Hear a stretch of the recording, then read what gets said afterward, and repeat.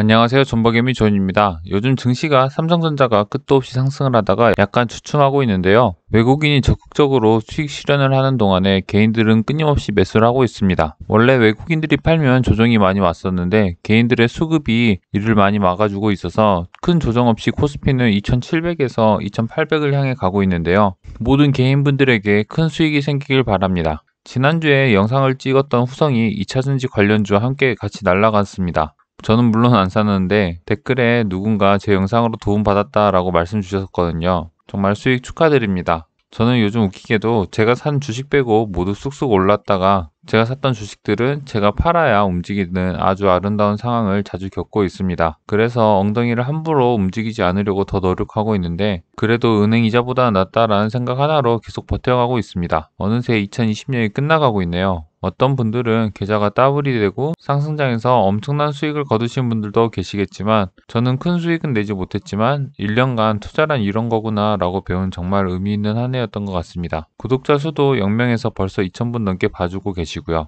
앞으로 꾸준히 하다 보면 제가 꿈꾸던 미래가 오겠죠? 여러분들도 저와 함께 장밋빛 미래로 같이 갑시다. 말이 길었는데 본론으로 들어가겠습니다. 오늘 보실 종목은 테크윙입니다. 테크윙은 반도체 후공정 장비 업체입니다. 내년에 있을 DDR5의 수혜 종목이기도 해서 가지고 와봤습니다. 같이 한번 보시죠. 먼저 컨센서스를 보고 가시겠습니다. 2021년이 더 기대된다는 7월 14일의 리포트인데요. 무선 이어폰 웨어러블 기기 수요 증가로 비메모리 핸들러 장비 매출액이 급증을 했고 그리고 SSD 핸들러 시장에서 수요 증가에 따른 수혜가 집중되고 있다는 점을 주목해야 된다. 그리고 세 번째로 COK, 체인지 오브 킷 포함 부품 매출액 성장도 긍정적으로 작용된다고 나오는데 일단 눈여겨보셔야 될 부분은 핸들러 장비와 COK입니다. 이게 이제 테크윙의 주 매출 상품인데요. 좀 이따가 더 설명드릴 건데 반도체 후공정 장비라고 간단하게 이해하고 넘어가 주시고요. 계속 읽어보면은 연결 자회사인 ENC 테크놀로지는 매출액이 43억으로 기록이 된다는데 이제 ENC 테크놀로지에서 하는 게 무엇이냐면은 디스플레이 외관 검사를 하고 있어요. 그런데 스마트폰 시장이 약간 불안불안했었잖아요. 거기에 대해서 불확실성으로 인해서 투자가 지연되었지만 이제 폴더블 스마트폰 같은 것들이 본격화가 되면서 디스플레이 검사 장비에도 투자가 이루어질 것이다 라고 예상을 한 부분이 있습니다. 그래서 2020년 영업이익이 496억이고 21년 영업이익은 715억으로 예상을 하고 있는데요.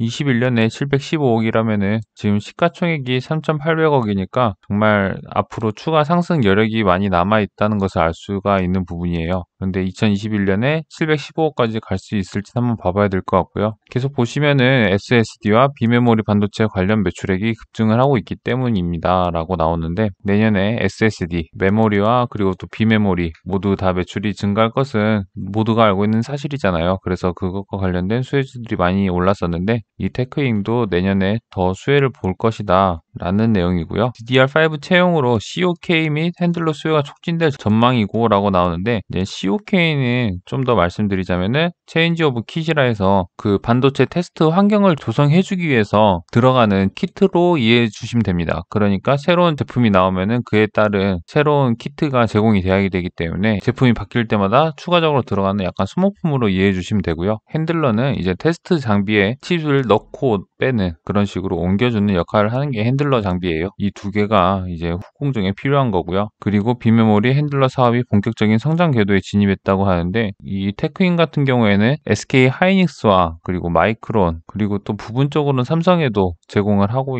조금만 조사해보면 알 수가 있습니다. 원래 기존에는 핸들러와 COK가 주 매출원이었는데 SSD 버닌 장비를 포함한 신규 장비까지 팔 예정이라고 해요. 여기서 나온 매출액이 지금 500억으로 예상을 하고 있는데 이것까지 추가가 되면은 테크잉이 앞으로 더 좋아질 것이다 라는 것을 볼 수 있는 부분이고요. 그리고 위쪽에서 봤듯이 ENC 테크놀로지에서 폴더블 스마트폰 확산에 따른 디스플레이 검사 장비의 수요가 있을 것이다 라는 내용이고요. 여기서는 목표 주가를 27,000원으로 잡았네요. 만약 내년에 여기서 나온 715억까지 달성을 한다라고 하면은 27,000원까지는 충분히 갈 수 있는 것 같습니다. 그리고 테크잉에 대해서 좀 잘 정리가 돼서 가지고 와봤어요. 기어 탕방 노트라고 해서 나온 인터넷 문서인데요. 요약해서 말씀드리자면은 반도체 제조 공정에는 테스트는 빼놓을 수 없고 이 테스트 관련 업체들은 상대적으로 업황 부진의 영향을 덜 받는다라고 나오고 있죠. 이제 주요 검사로는 EDS, 버닌, 최종 테스트가 있는데 테크잉은 원래 최종 테스트를 주로 했었어요. 컨센에서 봤듯이 버닌 테스트가 이제 추가가 되었고요. 이게 내년도에 매출로 찍힐 예정이다. 짧게 EDS는 웨이퍼 상태에서 전기 동작을 검사하는 거고 버닌은 열적인 환경을 조성해서 칩의 정상을 테스트하는 것, 그리고 최종 테스트는 최종적으로 잘라진 칩의 전기적 동작을 테스트하는 단계라고 보시면 됩니다.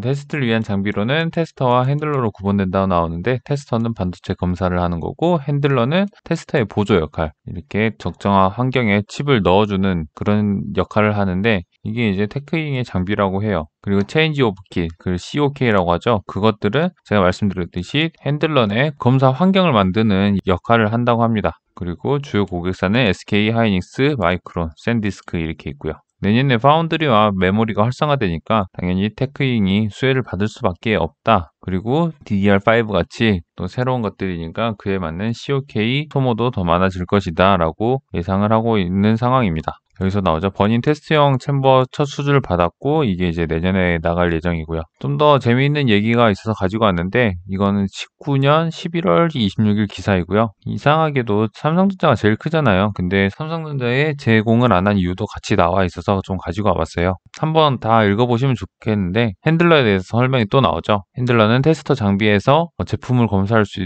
있도록 넣어주고 또 완료가 된 거는 빼줘서 분류해주는 그런 물류 로봇 역할을 하는 장비가 핸들러 장비이고요. EDS, 버닌, 최종 테스트, 그리고 테크잉은 주로 최종 테스트라고 말씀드렸고요. EDS는 웨이퍼가 잘리기 전이고 버닌은 열, 그리고 최종 테스트는 잘린 후를 테스트하는 건데 테크잉이 이 최종 장비 테스트에서 경쟁력이 엄청나게 셌었는데 이제 버닌까지 진출하고 있는 상황이고 삼성전자를 제외한 마이크론이나 SK 하이닉스에 납품을 하고 있다라고 19년도에 나왔잖아요. 삼성전자에 하지 않은 이유는 세메스랑 제품군이 겹치다가 거래가 끊겼다고 하는데 원익 IPS가 이 세메스의 LCD 장비 사업 부문을 인수했다고 등장한 적이 있었는데 세메스도 테크잉과 비슷한 장비를 만들고 있는 회사이다라고 또 알 수 있는 부분이에요. 그리고 삼성과 거래를 다시 트고 있다고 이 얘기가 들린다고 나오고 테크잉이랑 바로 하는 게 아니고 자회사를 통해서 한다. 트루텍과 ENC 테크놀로지. 이 ENC 테크놀로지는 아까 디스플레이 외관 검사 장비 만드는 데고요. 이거는 BOE, TM과 LG 디스플레이와도 같이 일을 하고 있다라고 알 수가 있고 트루텍은 버닌 공정. 이렇게 자회사가 두 개나 있는 것을 알 수가 있죠. 그리고 내년에 DDR5가 나오면서 교체 수요가 발생하니까 테스트 장비 쪽에서 더 수혜가 있을 것이다 라고 얘기를 하고 있고요. 그리고 버닌 테스트 쪽에서 소프트 챔버 신규 수주가 나와서 그쪽으로 사업 영역을 넓혀가고 있다. 계속 말이 나오고 있죠. 그리고 버닌까지 이제 진출하고 있다라고 나온 내용입니다. 마지막으로 이제 보실 것은 이제 저희가 다 아는 내용이에요. 21년 기대되는 이유인데 핸들러에 대해서 설명을 하고 있고요. 이쯤 되면 이제 핸들러가 무엇인지 아시겠죠? 메모리와 비메모리 테스트 핸들러 모두 생산을 하고 있는데 매출의 가장 큰 부분은 메모리용 테스트 핸들러가 차지를 하고 있고 2019년 기준 글로벌 점유율 70%로 1위 사업자라고 합니다. 우리나라에 정말 글로벌리하게 독점적인 회사가 정말 많은 것 같아요. 핸들러 분야에 있어서만큼은 아주 독보적인 회사라는 것을 알 수가 있고요. 이 COK에 대한 설명이 더 나왔는데 COK는 수명이 7, 8년 정도이고 새로운 디바이스 검사 시에 교체 수요가 발생한다. 그러니까 지금처럼 DDR5의 검사를 위해서 교체 수요가 발생할 것이다 라고 알 수 있는 부분이고 핸들러보다 수익성이 2배 정도 높다고 하네요. 그리고 SSD 테스트 핸들러도 가지고 있고요. 지금 하이닉스나 마이크론, 삼성전자 모두 공격적으로 공장을 증설을 하고 있는데요. 왜냐면은 공장을 증설해야 뒤처지지 않는 상황이기 때문에 경쟁에서 밀리지 않기 위해서는 공장을 증설을 할 수밖에 없는데 그런 투자 확대의 수혜를 받을 것이다 라는 것도 있고 그리고 21년에 기대하고 있는 SSD 버닌 테스트 장비가 지금 기대를 많이 하고 있는 상황인 것 같습니다. 그리고 이제 보고서를 한번 같이 보시겠습니다. 사업의 내용을 먼저 보시면은 이제 저희가 컨센서스와 기사를 보면서 이 회사가 어떤 것을 만들고 있고 또 어떤 걸 주력으로 하고 미래에 또 어떤 게 더 생길 것인지 대충 정리가 됐잖아요. 그러면 실질적으로 숫자로 매출 비중이 어느 정도 차지를 하고 있는지를 좀 보자면은 이 후공정 장비에서 매출액이 50% 정도 나오고 있고요. 그리고 교체 소모성 부품에서 거의 30%, 이 두 개 합쳐서 거의 80%의 매출이 나온 것을 볼 수가 있습니다. 그리고 디스플레이 검사에서는 한 10% 정도의 매출이 발생을 하고 있고요. 모든 사업에서 그래도 골고루 매출이 나오고 있는 상황이고요. 그리고 매출 실적에서 좀 더 자세하게 나왔는데 핸들러에서 1000억, 그 COK에서 350억, 기타에서 140억, 검사 장비에서는 합계 1,400억 정도의 매출이 나오고 있고 디스플레이에서는 200억 정도, PCB에서는 70억인데 결국 검사 장비와 디스플레이 검사 장비 두 가지가 거의 메인이다라는 것을 볼 수가 있고 생각보다 이 COK의 매출이 엄청 크네요. 근데 내년에 DDR5가 좀 본격 생산이 되면서 COK 쪽의 매출이 증가할 것이다 라는 것도 예상을 할 수 있는 부분이고요. 그래서 거래처 보시면은 마이크론, 그리고 하이닉스, 삼성 디스플레이 이렇게 세 군데인 것을 볼 수가 있고요. 마이크론에서 나오는 매출액이 엄청나게 크네요. 수주 현황 같은 경우는 이제 인도 기간이 짧아서 수주 잔고가 크게 의미가 없다고 나옵니다. 만드는 기간이 길어서 인도 기간이 긴 애들은 수주 현황에서 수주 잔고가 많이 쌓여있는데 이 테크잉의 제품은 그렇게 만드는데 큰 오랜 시간이 걸리지 않아서 수주 현황에 나오지 않는 것 같아요. 재무제표를 그리고 보시면요. 매출 채권이 작년 기말 대비 증가한 것을 볼 수가 있고요. 그리고 재고자산이 70억 정도 늘었는데 그렇게 의미 있는 상승은 아닌 것 같고요.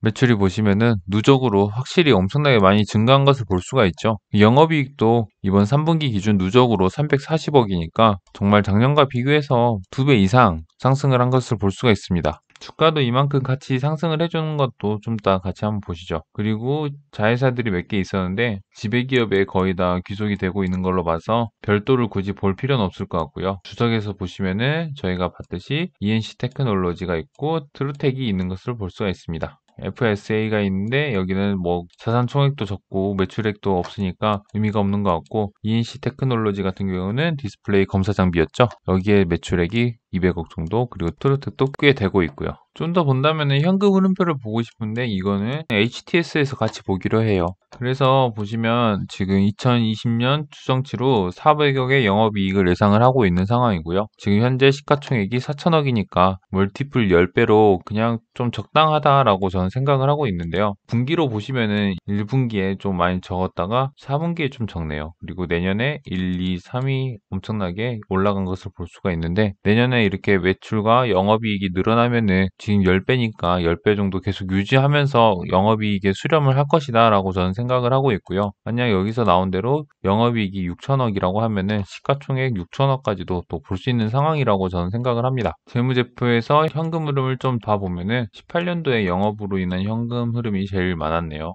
그리고 20년에는 영업활동으로 인한 부채 변동에서 마이너스가 많이 됐는데 자산의 감소가 이렇게 마이너스가 됐다는 것은 매출 채권이 늘었다라는 소리인데 이건 한번 좀 계속 눈여겨볼 필요가 있는 것 같습니다. 그리고 4분기까지 됐을 때 영업 흐름이 어떻게 되는지 좀 봐야 될 것 같고요. 그리고 현금 유출이 없는 데에서 감가상각비가 그렇게 크지 않은 걸로 봐서 투자가 그렇게 많이 지금 되고 있는 상황은 아니다라는 것을 알 수 있고 주가의 흐름을 보시면은 지금 단기적으로 계속 상승을 해주고 있는데 최근에 반도체 관련 주들이 이렇게 모두 일제히 상승을 해주고 있는데요. 이렇게 끊임없이 상승을 할 것 같아도 어느 순간 조정이 또 올 수도 있거든요. 모든 주식이 계속 상승을 할 것 같으면은 항상 조정이 오더라고요. 그래서 요즘에는 저도 무조건 갈 것 같아도 그래도 단기적으로 계속 상승이 지속되면은 어느 정도 일정 수량 수익 실현을 하곤 합니다. 그런데 이 종목도 뭐 이렇게 약간의 조정을 받으면서 갈 수가 있으니까 조정이 온다면은 조정을 통해서 한번 투자해봐도 괜찮을 종목인 것 같고요. 아무튼 지금은 좀 적정해 보이고 미래의 가치가 반영되면은 더 상승할 수도 있다라고 생각이 됩니다. 그래서 좀 매매 전략을 잘 세우셔서 이 종목도 공략을 해보면은 또 좋은 결과가 있을 것 같다는 생각이 듭니다. 네, 오늘은 그러면 여기까지 하겠습니다. 모두를 성투하시고요. 항상 몸 건강하시고 코로나 조심하세요. 이상 존버가미 존이었습니다. 구독과 좋아요 부탁드립니다.